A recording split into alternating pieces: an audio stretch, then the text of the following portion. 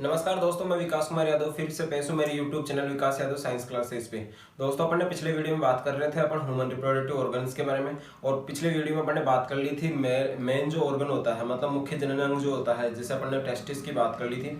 आज हम बात करने वाले हैं सहायक जनन अंगों के बारे में। तो आज का अपना टॉपिक है ह्यूमन रिप्रोडक्शन सिस्टम।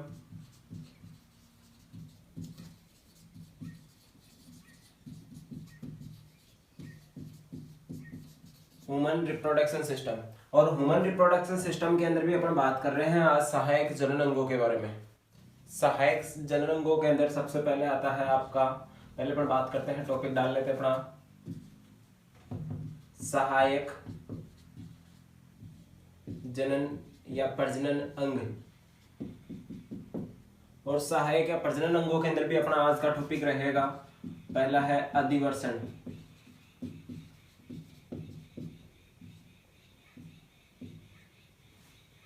अधिवर्षण जिसे एपिडिडाइमिस भी कहा जाता है।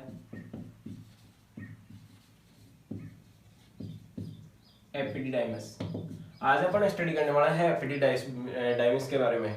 दोस्तों देखते हैं, अपन ने पहले अपन स्ट्रक्चर के बारे में बात कर रहे थे, फिर से वर्षण की स्ट्रक्चर के बारे में पढ़ा था अपन ने। वर्षण की स्ट्रक्चर जो होती है ऐसे होती है, तथा इसी के ऊपर क्या पाया जाता है, यहाँ पर एक मतलब उभरे हुए आभार के रूप में अधिवर्षण की संरचना पाई जाती है। क्या पाया जाता है? अधिवर्षण। ये एपिडिडाइमिस हो गया आपका। ये एपिडिडाइमिस जो होता है, इसके बात करते हैं सबसे पहले लंबाई के बारे में। तो अपन बात कर लेते हैं, यहाँ इसके बारे में पढ़ रहे हैं अधिवर्षण या एपिडिडाइमिस। इसकी जो लंबाई होती है मानव में, अधिवर्षण या एपिडिडाइमिस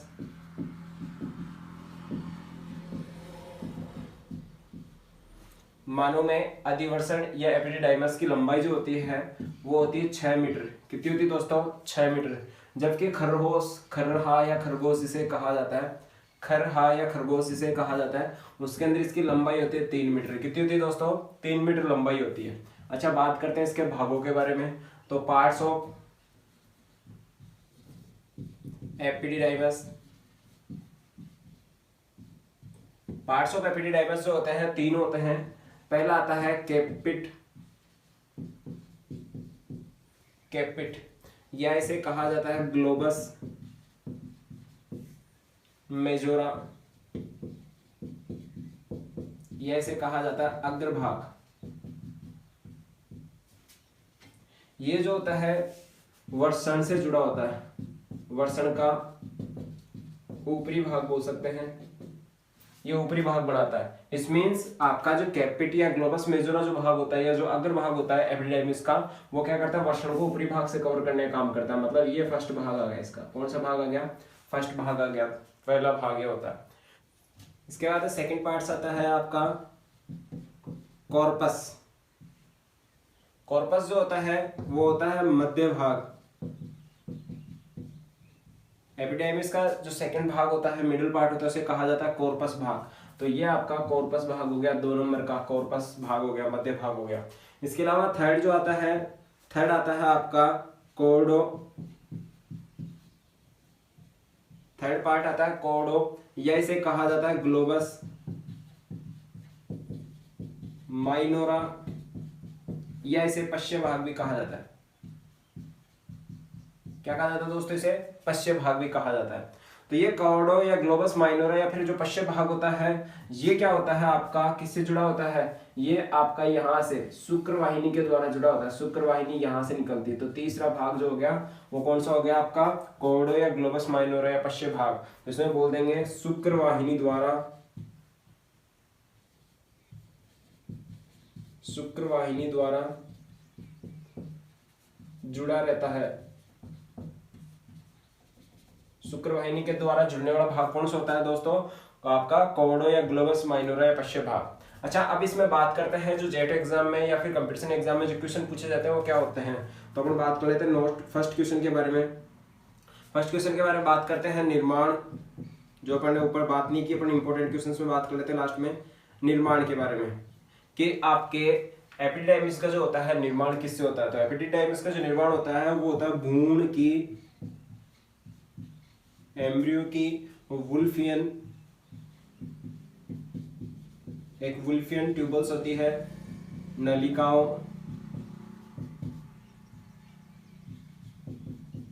एम्ब्रियो के अंदर वुल्फियन ट्यूबल्स प्रेजेंट होती है।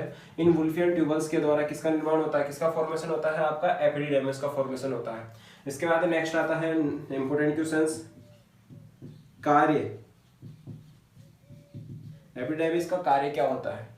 दोस्तों आप जानते हैं कि जैसे जो यहाँ से अपन बात कर रहे थे, यहाँ से स्पर्म का फॉर्मेशन होता है, तो स्पर्म जो होते हैं वो यहाँ से रिलीज होने के बाद में या फिर यहाँ से एग्जिट होने के बाद में जाते हैं आपके इसके अंदर शुक्रवाहिनी के अंदर, शुक्रवाहिनी से शुक्राशय और शुक्राशय से क्या होते हैं, मूत्र मार्ग से होते हैं, सीसन से होते हैं, मादा योनि तक पहुंचा दिए जाते हैं। अब मादा योनि से वो गर्भाशय और अंडवाहिनी तक निषेचन के लिए पहुंचते हैं, तो उनके मूवमेंट के लिए या फिर उनकी एक्टिविटी को प्रदर्शित करने के लिए उनके अंदर विशेष प्रकार की एक्टिविटीज जो होती है उसको निर्धारित करना या फिर उसको मतलब उनको तैयार करना उस चीज के लिए कौन करता है, एपिडिडर्मिस। तो एपिडिडर्मिस क्या करता है, शुक्राणुओं का अनस्टेबल स्टोरेज भी करता है, साथ ही उनको क्या करता है, क्रियात्मक रूप से मतलब मजबूती प्रदान करता है। तो बात कर लेते हैं शुक्राणुओं का अस्थायी स्टोरेज या अस्थायी संग्रहण कुछ समय के लिए क्या करता है, शुक्राणुओं को संग्रहित करता है। इसके बाद में दूसरा फंक्शन होता है इसका, दूसरा क्या करता है, शुक्राणुओं को क्रियात्मक रूप से मतलब फंक्शनल तौर पे क्या करता है, उनको प्रिपेयर करता है। तो क्रियात्मक रूप से तैयार करता है, क्या करता है, शुक्राणुओं को फंक्शनल रूप से तैयार करता है। तो दोस्तों अपन ने बात कर ली एपिडर्मिस की। इसके बाद में जो आता है आपका सेकंड आएगा, आपका आएगा शुक्रवाहिनी। सेकंड कौन सा आएगा, सहायक जननांगों के अंदर, सहायक जनों के अंदर फर्स्ट वाली अपन ने अधिवर्षण, दूसरा आएगा शुक्रवाहिनी। तो दोस्तों यहाँ तक अपन ने बात कर ली। दोस्तों सहायक अंगों के अंदर अपन बात कर ली अपन ने एपिडर्मिस के बारे में, दूसरा आता है वास्ट डिफरेंस के बारे में। तो अपन सेकंड बात कर लेते हैं शुक्रवाहिनी। शुक्रवाहिनी, शुक्रवाहिनी को कहा जाता है आपका वास्ट डिफरेंस। अब वास्ट डिफरेंस के बारे में बात करते हैं। दोस्तों अपन ने बात कर ली थी वर्षण के बारे में, और वर्षण के ऊपरी स्ट्रक्चर के ऊपर, टेस्टिस के ऊपरी स्ट्रक्चर के ऊपर क्या पाया जाता था, एपिडिडाइमिस। और एपिडिडाइमिस से यहाँ से अटैच होकर क्या निकलती थी आपकी वास्ट डिफरेंस। ये वैसे डिफरेंस जो होती है ये आगे जाने के बाद में यहाँ पर जो होता है अपना, ये आता है अपना, ये आ गया यूरिनरी ब्लड।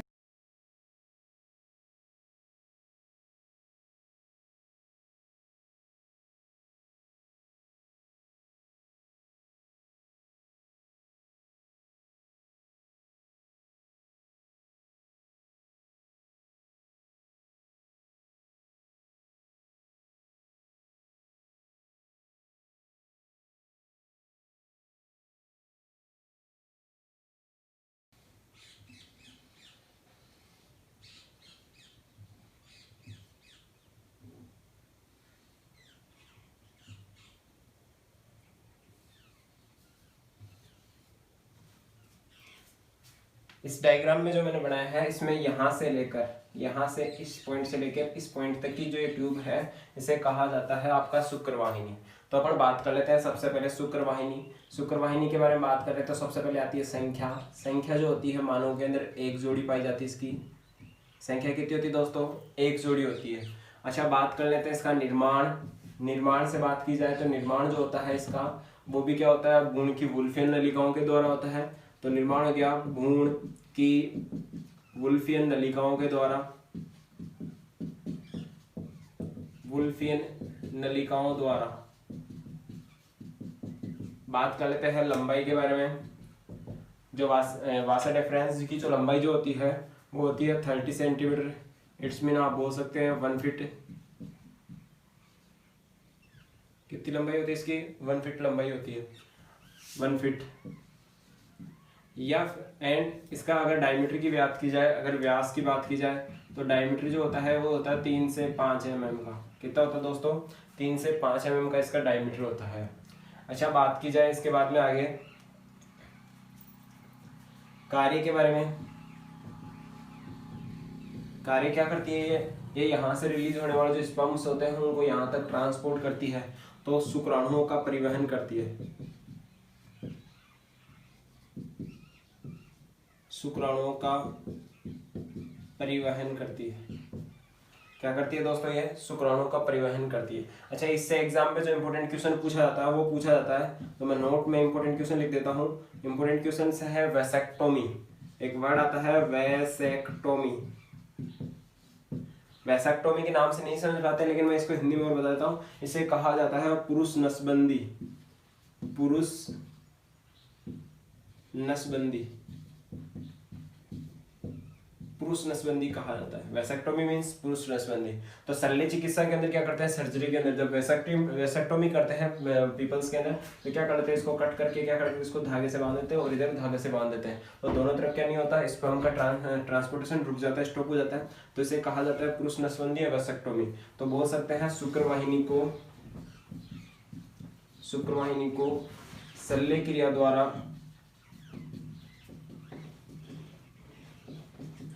क्रिया द्वारा काट कर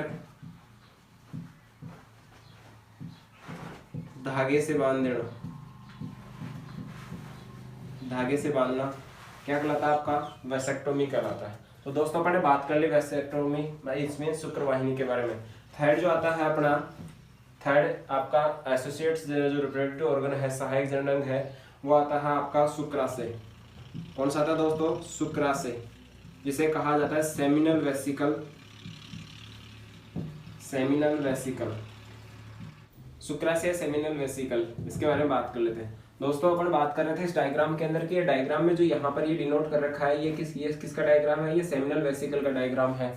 अच्छा, बात करते हैं, यह एक ग्रंथिल संरचना है। यह एक ग्रंथिल संरचना है।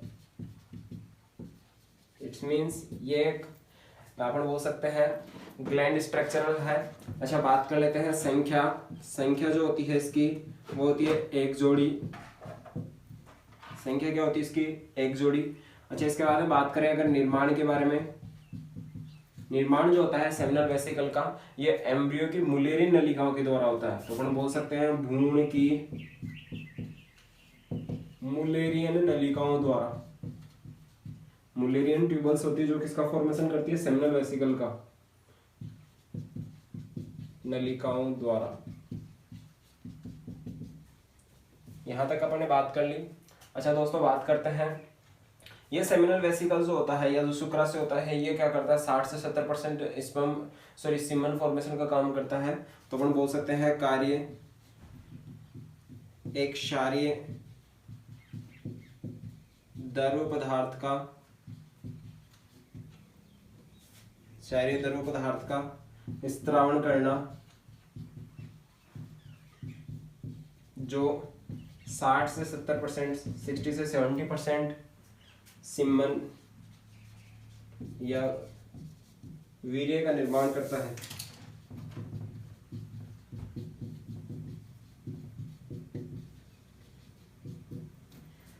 ये क्या करता है? एक क्षारीय द्रव पदार्थ, मतलब व्हाइट कलर का, व्हाइट मिल्की एक सब्सटेंस रिलीज करता है जो बेसिक नेचर में होता है, जिसे क्या बोल सकते हैं? सीमन बोल सकते हैं। तो टोटल सीमन का 60 से 70% पार्ट जो होता है किसका होता है? शुक्राशय का होता है। तो अपने यहाँ तक शुक्राशय के बारे में बात कर ली अपने। तो दोस्तों लास्ट अपना सहायक जननांग जो आता है वो आता है सीसन या पेनिस। अपन सीसन या पेनिस की स्ट्रक्चर के बारे में यहाँ पढ़ लेते हैं एक बार मेल रिप्रोडक्टिव ऑर्गन जो होते हैं उन सभी को एक्सप्लेन कर लेता हूँ मैं। ये आपका सबसे पहले होता है टेस्टिस के बाद में ये ऊपर वाली जो स्ट्रक्चर जो है वो आपके एपिडाइमस की, इसके बाद में आती है ये आपकी वास डिफरेंस की, मतलब शुक्रवाहिनी की। इसके बाद में ये आ गया आपका सेमिनल वेसिकल, इसमें अपन बोल सकते हैं शुक्राशय। और उसके बाद में क्या होता है, ये आगे इजेक्टरी डक्ट जो होती है, स्क्लर नलिका जिसे कहा जाता है, ये स्क्लर नलिका जो होती है मुख्य जो मूत्र मार्ग आता है, उस मूत्र मार्ग में आगे क्या होती है? अटैच हो जाती है। उसके बाद में यहाँ तक जो मार्ग होता है, ये जो बीच का रास्ता दिखाई दे रहा है आपको, ये जो होता है इसे कहा जाता है कॉमन वे कहा जाता है, मतलब अपन बोल सकते हैं उभय मार्ग होता है। ये क्या करता है? यहाँ से मूत्र का निष्कासन भी करता है और दूसरा यहाँ से स्पर्म का निष्कासन भी करने का काम करता है। अच्छा, बात कर लेते हैं दोस्तों, इसके अंदर अपन बात करने वाला अपना टॉपिक है सीसन या पेनिस। सीसन या पेनिस की जो स्ट्रक्चर होती है वो यहाँ से यहाँ तक मानी जाती है। थोड़ी सी इसकी लंबाई अधिक होती है, तो थोड़ी सी मैं लंबाई और अधिक बना देता हूँ इसकी। मान लीजिए थोड़ा सा ऐसा एक्सप्लेन करने के लिए कि ये इसकी लंबाई हो गई, अपन बात करते हैं ऐसे। मान लीजिए ऐसे लंबाई हो गई। इसकी जो टोटल लेंथ जो होती है, अपन बात करें पेनिस के बारे में, तो पेनिस की जो लंबाई होती है पेनिस की लंबाई होती है 5 से 7 इंच। पेनिस की लंबाई जो होती है क्या होती है, 5 से 7 इंच। कार्य जो होता है इसका, कार्य होता है वीर्य सेचन का कार्य करना। वीर्य सेचन इस मीन्स ये बोल सकते हैं इंसेमिनेशन का काम करवाता है। इंसेमिनेशन में इस मीन्स ये हो गया कि जो स्पर्म्स होते हैं उन, या फिर हम बोल सकते हैं सीमेन जो होता है उसको फीमेल बॉडी पार्ट्स तक या वेजाइना के इंटरनल पोर्शन तक रिलीज करना होता है।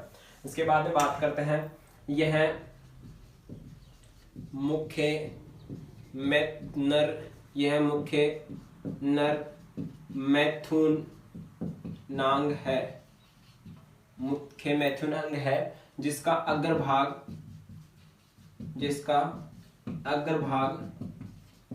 मोटा होता है।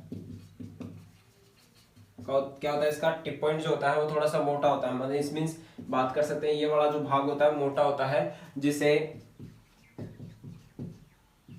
ग्लांस पेनिस या फिर सीसन मुंड कहा जाता है। दोस्तों याद रहे, सीसन का अग्र वाला जो भाग होता है, सीसन का जो अग्र वाला भाग जो मोटा होता है उसे क्या कहा जाता है, सीसन मुंड कहा जाता है। अग्रभाग क्या कहलाता है, ग्लांस पेनिस, या फिर क्या कहलाता है, सीसन मुंड कहलाता है। अपन दोस्तों इसके बारे में बात करते हैं आगे। ये जो सीसन मुंड जो होता है इसके ऊपर एक स्किन पाई जाती है। ये मान लीजिए सीसन मुंड ये हो गया। इस सीसन मुंड का जो पहले सबसे पहले तो बात कर लेते हैं निर्माण के बारे में। तो ग्लांस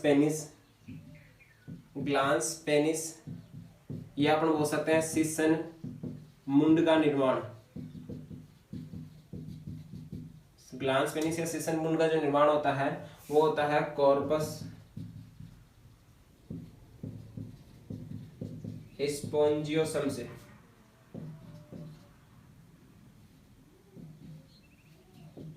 किसके द्वारा होता है, कॉर्पस स्पोंजियोसम द्वारा निर्माण होता है। किसका, ग्लांस पेनिस का। अच्छा बात करते हैं ग्लांस पेनिस के ऊपर पाया जाने वाला आवरण, या अपन बोल सकते हैं सीसन मुंड पर उपस्थित झिल्ली जो होती है या उपस्थित जो आवरण होता है उसे कहा जाता है दोस्तों प्रीप्यूस। उसे कहा जाता है प्रीप्यूस या फिर फोर स्किन या फिर कहा जाता है सीसन आंचल। क्या कहा जाता है उसे दोस्तों, सीसन आंचल या प्रीप्यूस या फोर स्किन कहा जाता है। अच्छा बात करते हैं, एक इंपॉर्टेंट क्वेश्चन आता है, ये जो ग्लांस पेनिस होता है, ये ग्लांस पेनिस जो है इसके स्ट्रक्चर के ऊपर क्या पाया जाता है, कुछ दानेदार या फिर अपन बोल सकते हैं बर्ड्स लाइक स्ट्रक्चर जो होती है, जो क्या करता है अपन बोल सकते हैं सेक्स या मैथुन के समय क्या करता है, उत्तेजना पैदा करता है दोस्तों। उस और साथ ही इसी अंग पर क्या होते हैं, कभी भी स्वेट ग्लैंड्स नहीं प्रेजेंट होती। तो अपन बात कर सकते हैं थोड़ा सा इंपॉर्टेंट अलग एक्स्ट्रा क्वेश्चन के बारे में बात करते हैं। मानव में स्वेद ग्लैंड्स या स्वेद ग्रंथियां, जिन्हें पसीना ग्रंथियां बोलते हैं, मानव में स्वेद ग्लैंड्स या फिर पसीना ग्रंथियां अनुपस्थित होती है,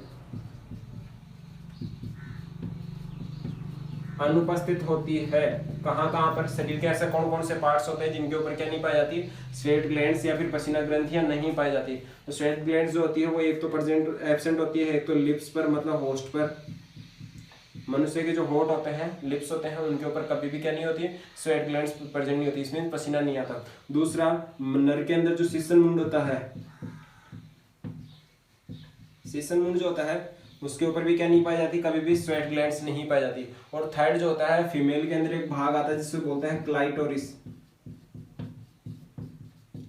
क्लाइटोरिस पार्ट आता है एक, क्लाइटोरिस भाग जो होता है जिसे भग कहा जाता है, इस क्लाइटोरिस भाग पर भी कभी क्या होता है, स्वेट ग्लैंड्स प्रेजेंट नहीं होती। तो मनुष्य के अंदर 3 पार्ट ऐसे होते हैं जिनके ऊपर कभी भी स्वेद ग्रंथियां या फिर पसीना ग्रंथियां नहीं पाई जाती, मींस पसीना नहीं आता। तो एक हो गई आपकी ओस्ट हो गई, सीसन मुंड हो गया, और एक क्लाइटोरिस हो गई। तो दोस्तों अभी तक अपन ने बात कर ली सहायक जननांगों के बारे में। अब नर के अंदर क्या होती है, सहायक जनन ग्रंथियां पाई जाती है। तो अपन बात करते हैं, यहां से टॉपिक स्टार्ट हो गया, सहायक जनन ग्रंथियां। क्या हो गया दोस्तों, सहायक जनन ग्रंथियां। तो अपन बात करने वाले सहायक जनन ग्रंथियों में सबसे पहले आती है आपकी प्रोस्टेट ग्रंथि। प्रोस्टेट ग्रंथि, दोस्तों कौन सी ग्रंथि होगी? सबसे पहले प्रोस्टेट ग्रंथि। ये जो आपको ये गोलनुमा आकृति में जो दिखाई दे रही है, ये होती है आपकी प्रोस्टेट ग्रंथि। ये जो है आपकी कौन सी ग्रंथि है? प्रोस्टेट ग्रंथि। तो सब बात कर लेते हैं। सबसे पहले संख्या जो होती है एक, सिर्फ और सिर्फ संख्या क्या होती है इसकी? एक होती है। संख्या में कितनी होती है? एक होती है। अच्छा दूसरी बात करते हैं इसकी, लेकिन ये क्या होती है? 4 पालियों में बटी होती है। तो 4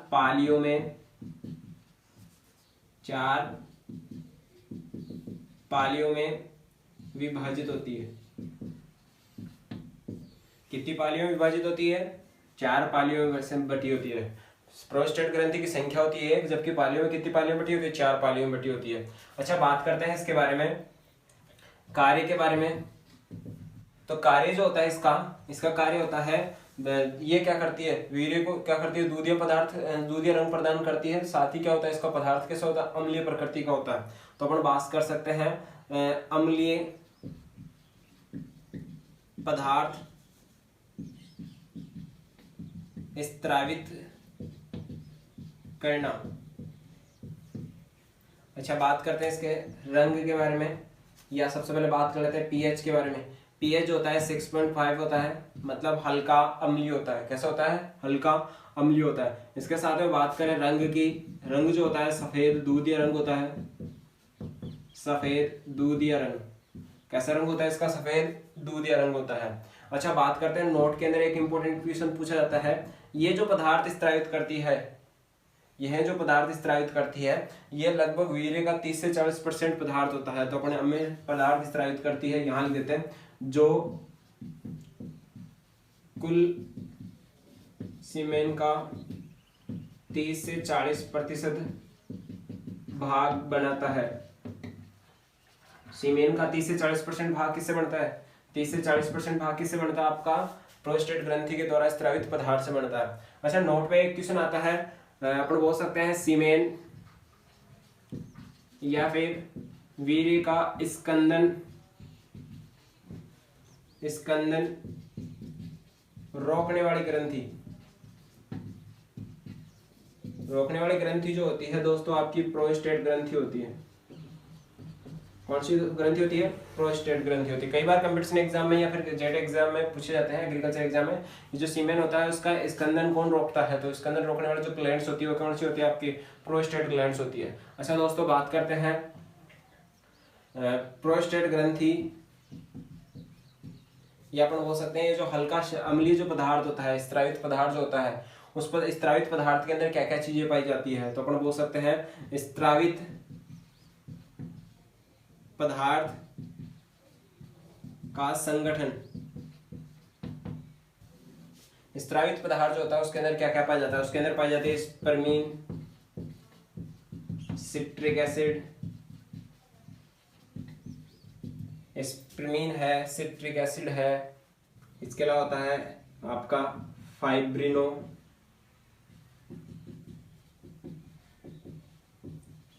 फाइब्रोलाइसिन है, फाइब्रोजिनेज है तथा एल्ब्यूमिन है। ये सारे पदार्थ पाए जाते हैं। इसमें इंपॉर्टेंट जो होता है, सबसे ज्यादा इंपॉर्टेंट जो होता है वो होता है फाइब्रोलाइसिन,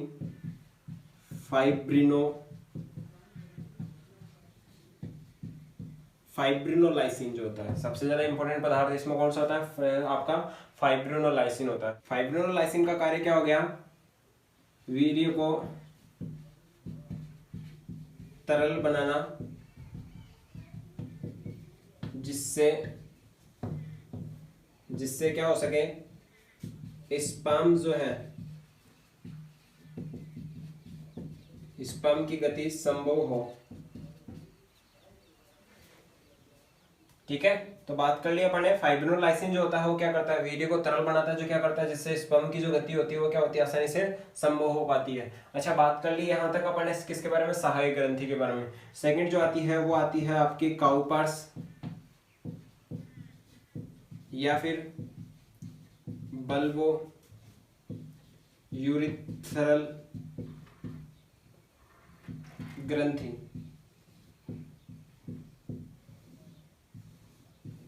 काउपर्स या बल्बो यूरिथ्रल ग्रंथि।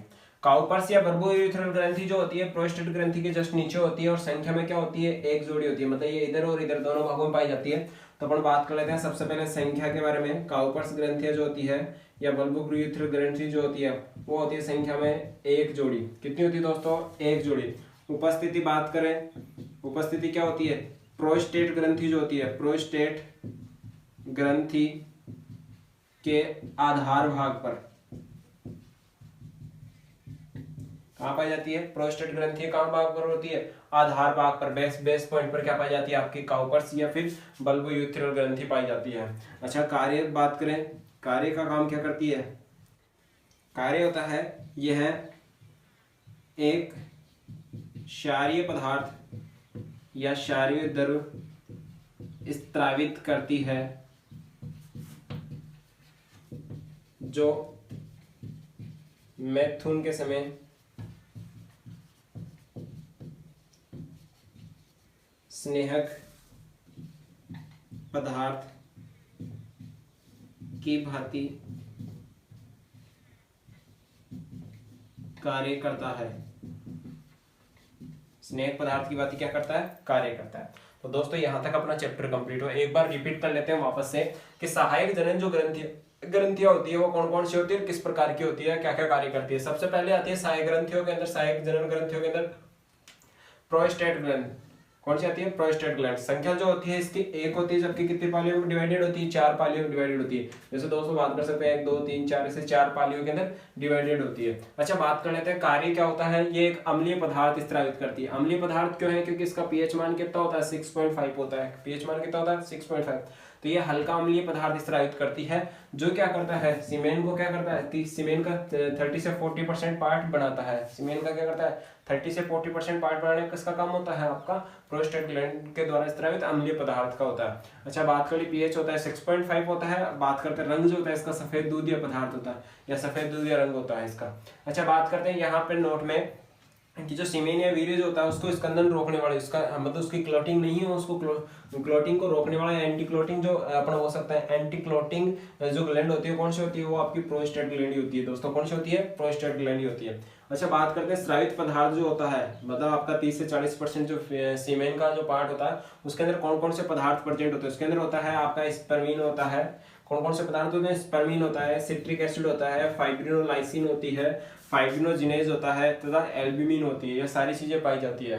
इसमें सबसे ज्यादा इंपॉर्टेंट जो है, इंपॉर्टेंट वाली जो है वो आती है फाइब्रोलाइसिन। इसके बारे में कंपटीशन एग्जाम में पूछा था कि फाइब्रोलाइसिन जो होता है उसका कार्य क्या होता है। ये क्या करती है, सीमेन या वीर्य जो होता है उसको क्या करती है, लिक्विड फॉर्म में लाती है, ज्यादा तरलता में ला देती है, तरल बना देती है, जिससे क्या होता है स्पर्म जो होती है उनकी आसानी से गति संभव हो पाती है। स्पर्म आसानी से क्या होंगे, उस तरल पदार्थ के अंदर मूवमेंट कर पाएंगे।